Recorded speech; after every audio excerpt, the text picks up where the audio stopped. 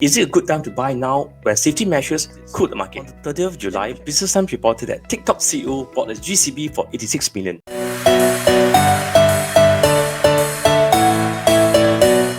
When I saw this article, it gave me a kind of deja vu feeling. Will history repeat itself? Is it a good time to buy now when safety measures cool the market? Let me share with you my thoughts. On the 23rd of July, China News Asia reported that Singapore private home prices rise at a slower pace of 0.8% in Q2 because of heightened alert. The increase was lower than the first quarter, which rose by 3.3%. Several factors contributed to this slow market in the Q2. One of them is a movement control during this alert period. There are also fewer launches because there were stricter measures imposed in the sales galleries. Now we look back. We are back to the phase 2. Between 22nd of July to 18th of August, there's no dining in and social group has been controlled. This is very similar to the first phase 2 control. There will be tightened social distancing measures on the real estate market in Q3. Project launches that were scheduled for this month has been deferred. Projects like Water Gardens at Canberra, Parc Greenwich, which is EC, has all been deferred. So the question is it a good time to buy now when safety measures cool the property market? Maybe I can answer this question from two angles, the short term versus long term.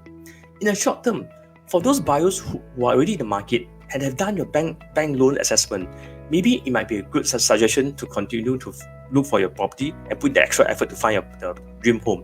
Because now that there are less buyers on the market, you might have less competitions. For those buyers who are not ready, that means you have not started your search and you have not done your bank IPA. For these buyers, I think it might not be wise to plunge into the market at such a short notice sell. My thought is that be it in stock market or property market itself, you can never expect to buy at the lowest point and sell at the highest point. It's always in between. How about the long term? In the article, it mentioned that there are longer term trends at play that may sustain the property market. Singapore, like a magnet to the super rich and foreign investors, will continue to pull in strong investment year after year. Why is it so? On the 30th of July, Business Times reported that TikTok CEO bought a GCB for 86 million. In this article, it also showed a recent prominent GCB buyers. On the 31st of July, 99.co had this very sensational piece of news. It reads, it's official, tech and gaming related entrepreneurs are buying good class bungalows.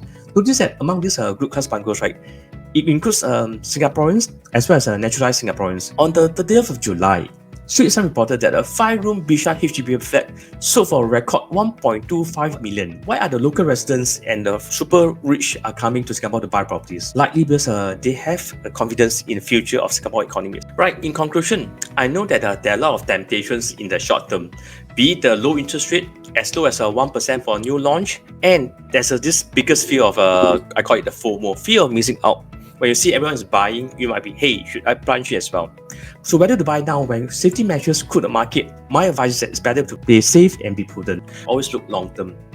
Do your financial prudence, do your financial calculations, and think for yourself, are you ready to buy that property? Are you ready to service a mortgage loan for next 30 years? Are you confident that your jobs will be secure? These are questions for you to ponder about. If you like this video, please like and subscribe to our video. Thank you.